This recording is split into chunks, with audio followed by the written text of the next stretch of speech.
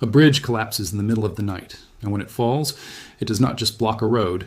It falls directly onto a railway line below, the only railway line connecting Russian-controlled Crimea to the Russian mainland through Krasnodar. That happened near the village of Rozdolne in June 2026, and within days, Ukrainian sources reported that repair crews sent to fix it were themselves struck by drones, halting the restoration work a second time. This single event tells you almost everything about where this war has moved. It is no longer only about frontline trenches or missile strikes on cities. It is about steel rails, diesel fuel, and the slow strangulation of the machine that moves everything Russia needs to keep fighting. Before we go further, it's worth being honest about something. You may have seen a version of this story with a much bigger, punchier number attached to it. Claims that Ukraine's strikes have trapped or stranded hundreds of thousands of railcars, sometimes phrased loosely as trains. That looseness matters because trains and railcars are not the same thing, and getting the number right changes the whole picture. So let's be precise. According to reporting from the industry outlet Railway Supply, citing open source intelligence analyst Chris Wiki, the real figure circulating in verified reporting is close to 300,000 idle railcars, not 300 trains, sitting stalled across depots, sidings, and marshalling yards inside Russia. That is roughly 20% of the entire Russian rail wagon fleet, parked and going nowhere. It's a staggering number, but it is not, on its own, proof of a single Ukrainian tactic reaching out and trapping specific trains. It's the visible symptom of something much larger and slower, a financial and logistical collapse that has been building for more than a year, with Ukraine's deep strike campaign as one accelerant among several. This script is going to walk through both halves of that truth. What Ukraine has actually done, verified and sourced, and what is happening to Russian railways for reasons that have very little to do with drones at all. Start with the part that is undeniably Ukraine's doing. In April 2026, operatives from Ukraine's Military Intelligence Directorate, known as HUR, working with a unit codenamed Primary, carried out a coordinated operation against Russian military trains inside occupied Crimea. According to HUR's own statement on May 6th, 5 precision strikes hit moving enemy freight trains, destroying locomotives used to haul military equipment and fuel, along with at least 1 tanker car, setting the railway assets ablaze. This was not a single lucky hit. It was a planned campaign against moving targets on the peninsula's rail network, timed to disrupt the logistics that keep Russian forces in southern Ukraine supplied. Crimea sits at the end of a long, exposed supply chain, and its rail connections are its lifeline, both to reinforce troops and to move fuel and ammunition toward the front in Zaporizhzhia and Kherson oblasts. That exposure became even clearer 2 months later. On June 18, 2026, a road bridge near Rozdolne in occupied Crimea collapsed after what was reported as a Ukrainian strike, according to the Telegram channel Crimsky Vader, and the collapse dropped debris directly onto the railway line beneath it. This particular line matters because it is, according to that same reporting, the only rail route connecting Russia's Krasnodar region with central and western Crimea, including the cities of Simferopol and Sevastopol. Cut that line, and everything moving by rail into Crimea has to find another way, or stop. Reports indicated that additional strikes on June 22nd further damaged the bridge structure, and then, when Russian railway repair equipment arrived at the site to begin restoration, drones reportedly struck that repair machinery overnight on June 23rd, delaying the fix again. Whether every detail of that sequence holds up to full verification is worth flagging honestly, since much of it traces back to a single Telegram channel rather than an official Ukrainian government statement or a major wire service confirmation. But the pattern, strikes on infrastructure followed by strikes on the crews trying to repair it, is consistent with tactics Ukraine has used against other targets throughout this war, and it fits with the broader, well-documented campaign against Crimea's rail and logistics network.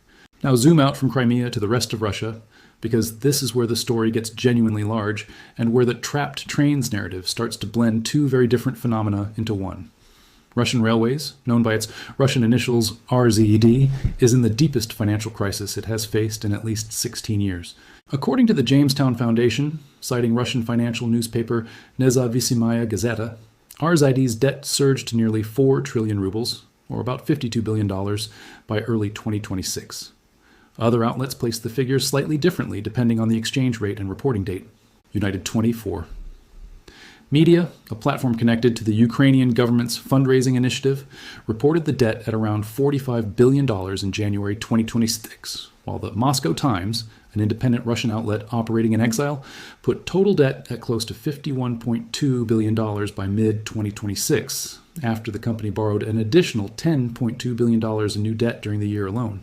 These aren't wildly contradictory numbers. They reflect a debt figure that has been climbing fast enough that different snapshots, taken months apart, produce different totals. What all of them agree on is the direction. RZD's debt load has become one of the largest corporate debt burdens in the Russian economy, alongside Gazprom and Rosneft. Why does a railway company's debt matter to a war? Because Russia's railway network is, according to multiple sources, including Defense Express and the International Railway Journal, the backbone of how the Russian military moves heavy equipment, ammunition, fuel, and troops across a country that spans 11 time zones. There is no substitute at this scale.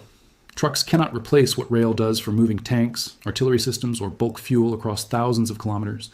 So when RZD's finances deteriorate, when investment in new railcars and locomotives gets slashed, when maintenance falls behind, the effects don't stay confined to a corporate balance sheet.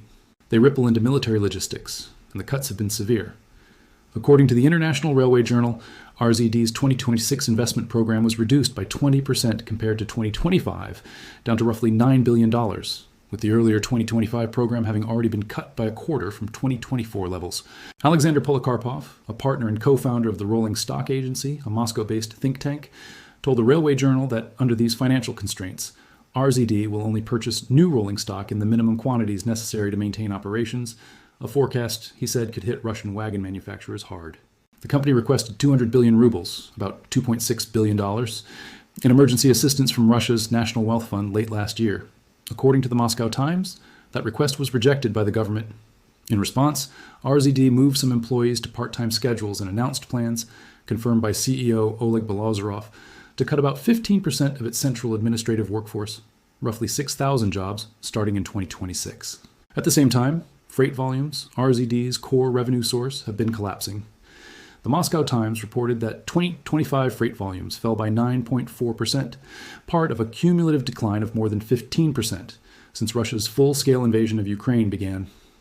Defense Express, citing Ukraine's foreign intelligence service known as the SZRU, reported that last year the network transported only 1.1 billion tons of cargo, the lowest annual figure since 2009. During the depths of the global financial crisis. Ekonomika Pravda, an independent Ukrainian economic outlet, reported that the freight decline has hit specific sectors hard. Ferrous metal transport by rail has fallen more than 25% since 2021, and construction materials shipments lost a fifth of their volume compared to pre-war levels.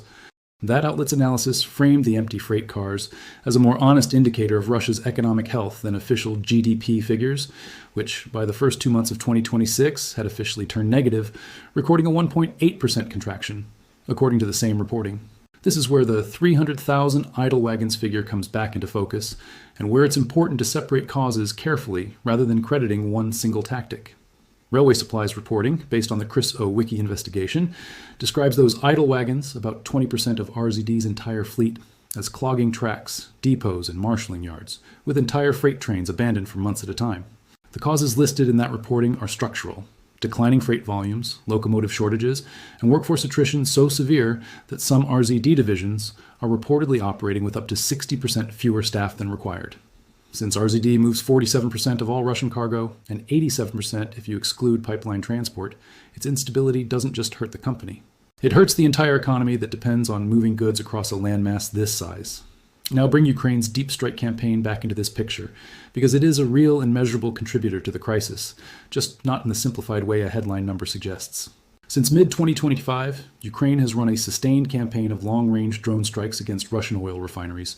The connection between that campaign and rail logistics runs through diesel fuel. According to Euromaidan Press, citing the Moscow Times and the analytics firm OilX, Russian refinery runs averaged 4.58 million barrels a day in May 2026, down about 13% from a year earlier, the lowest level since 2009. Energy Intelligence estimated that almost a third of Russia's refining capacity, about 2.14 million barrels a day, sat idle at one point in early June 2026.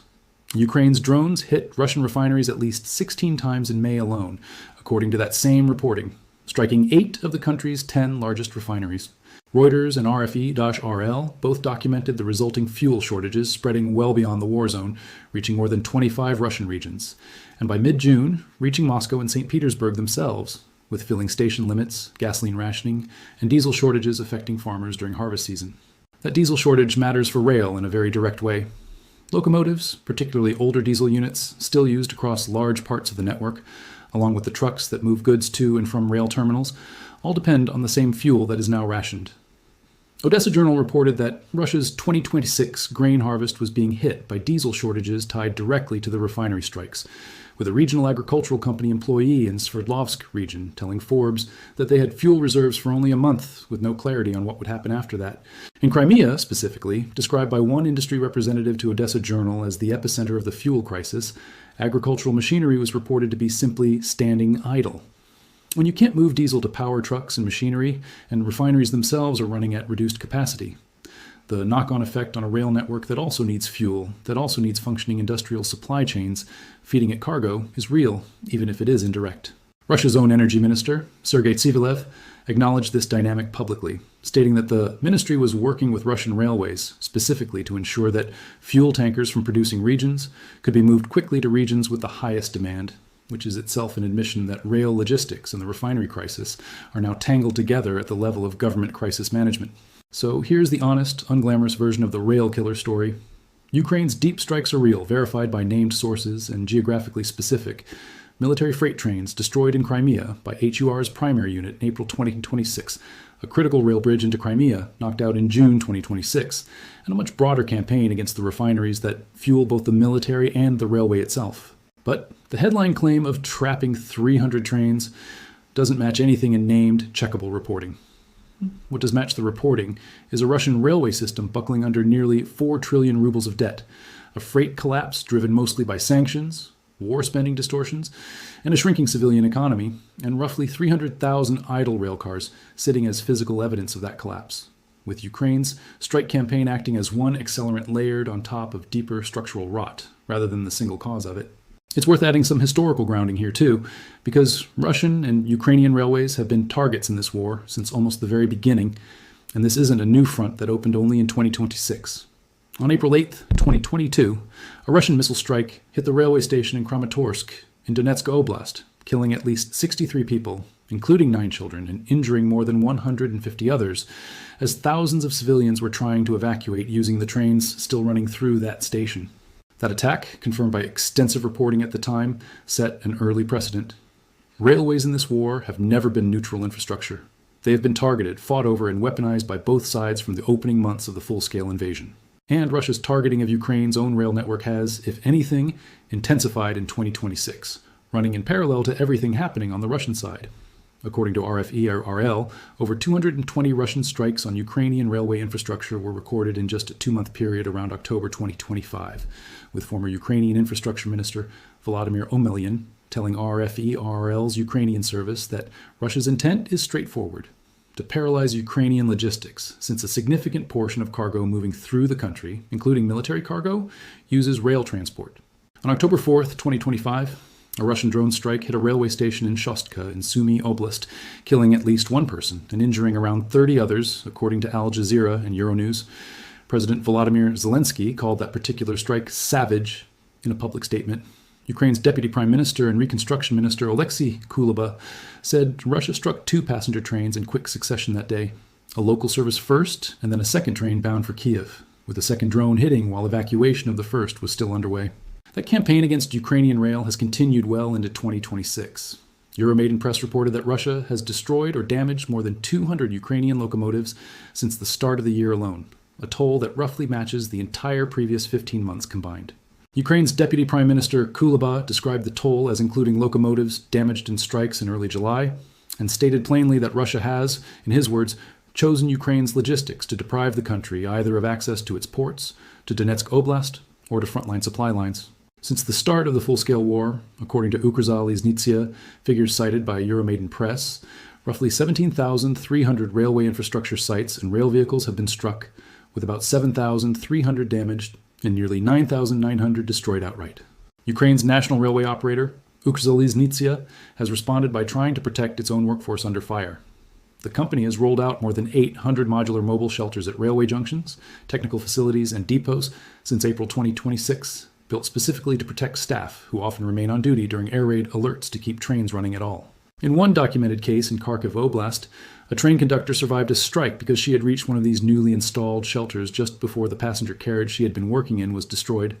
Ukrzaliznytsia's CEO, Oleksandr Pertsovsky, has publicly warned that the summer 2026 passenger season would be harder than 2025 because sustained Russian attacks are destroying carriages faster than the state operator can replace them, and the human cost has continued. In early August 2026, RBC Ukraine reported that a Russian drone strike hit a train car near the station in Lozova in Kharkiv region, practically on the front line, killing 2 railway workers according to Pritsovsky, with regional officials reporting a total of 8 casualties from that strike. So this is genuinely a two-sided rail war, fought with very different tools and very different underlying dynamics on each side. Russia strikes Ukrainian trains and stations largely with drones and missiles aimed at moving passenger and freight traffic, inflicting direct casualties and trying to choke Ukraine's internal logistics and its access to ports and the front line. Ukraine strikes Russian military trains directly in occupied territory like Crimea, and separately runs a much larger campaign against the refineries and economic infrastructure that keep Russia's war machine and civilian economy fueled. A campaign whose effects bleed into rail logistics indirectly through fuel shortages and economic strain, rather than through direct attacks on Russian freight trains deep inside Russia itself. There's a broader financial angle worth sitting with too, because it explains why RZD's crisis is described by multiple analysts as compounding rather than isolated. Sergei Vakulenko, a senior fellow at the Carnegie Russia-Eurasia Center in Berlin, was quoted by Ukrainska Pravda observing that the amount of oil refining capacity available to Russia has, for the 3rd year running, depended essentially on a race between Ukrainian drones and Russian repair crews. That framing applies almost as well to the railway itself. RZD is simultaneously trying to repair war damage, service a mountain of debt at high interest rates, since the Moscow Times reported that debt servicing costs alone doubled to $5.8 billion, keep freight moving despite a shrinking industrial base to move it for, and now also absorb the knock-on effects of a fuel crisis it did not directly cause. Defense Express reported that Ukraine's Foreign Intelligence Service specifically flagged a diesel shortage for industrial railway operations as a compounding factor on top of RZD's existing debt and declining freight volumes, forcing the company to bring forward a scheduled tariff hike, raising freight transportation rates by 8.5% and long-distance passenger fares by 9.2%, in an unscheduled move that hit both businesses and ordinary Russian passengers. Even RZD's attempts to raise cash reveal how deep the strain has gone. United 24. Media reported that the company is considering selling its own office tower in Moscow's prestigious Moscow City Business District, a building it purchased only the previous year for roughly $2 billion, and that the sale would happen at a loss just to access liquidity. The company is also reportedly planning to sell off railcars and other infrastructure assets, even as the government simultaneously demands that management increase freight volumes, a demand United 24's reporting notes is essentially impossible under current conditions, since, as the report puts it, to transport goods, something first has to be produced, and Russia's industrial output has been falling. Now, to be fair to the full picture and to keep this honest, it's worth noting that not every claim in this space is equally solid, and that matters if you're trying to understand what's verified versus what's still contested or speculative. The figure of roughly 300,000 idle Russian railcars traces back to a single open-source intelligence analyst's investigation, reported through an industry trade outlet, Railway Supply, rather than through an official RZD disclosure, a Reuters Wire report, or a government statement. It's a credible, well-sourced estimate, consistent with the broader freight collapse documented by multiple outlets, but it is an estimate, not an audited figure. Debt totals for RZD vary by tens of billions of dollars depending on the source and the month cited, which reflects both currency conversion differences and the genuinely fast pace at which the debt has been growing, rather than any single source being wrong.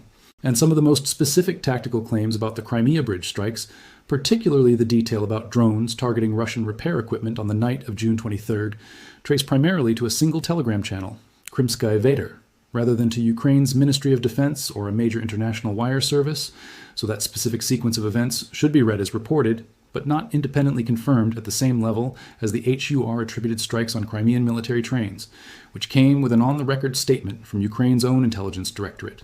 What all of this adds up to is a picture more interesting, and frankly more consequential, than a simple headline about 300 trapped trains. It's the story of a railway system that has quietly become one of the clearest barometers of how the war is actually going for Russia's economy. Every idle wagon sitting in a Siberian marshalling yard, every locomotive purchase Russian railways can no longer afford, every diesel ration imposed at a Crimean filling station is a small data point in a much larger trend line, one that points toward a rail network still functioning, still moving troops and equipment where it absolutely has to, but doing so with less and less slack, less redundancy, and less financial room to absorb the next shock, whether that shock comes from a Ukrainian drone, a broken axle bearing, or simply the accumulated weight of a debt load that keeps climbing faster than the revenue meant to pay it down.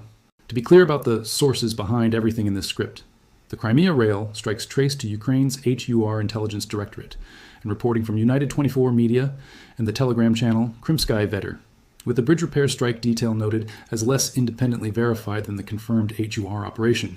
RZD's financial crisis is documented across the Moscow Times, the Jamestown Foundation, the International Railway Journal, United 24 Media, and Ekonomichna Pravda, with debt figures ranging from roughly $44 to $52 billion, depending on source and date. The 300,000 idle railcar figure comes from Railway Supplies reporting on analyst Chriso Bar-Wiki's investigation. The refinery strikes and resulting fuel shortages are documented by Euromaidan Press, RFE-RL, Reuters, and Ukrainska Pravda. Russian strikes on Ukrainian rail infrastructure are documented by RFE-RL, Al Jazeera, Euronews, RBC Ukraine, and Ukrzaliznitsia's own public statements through officials Oleksiy Kuleba and Oleksandr Pertsovsky.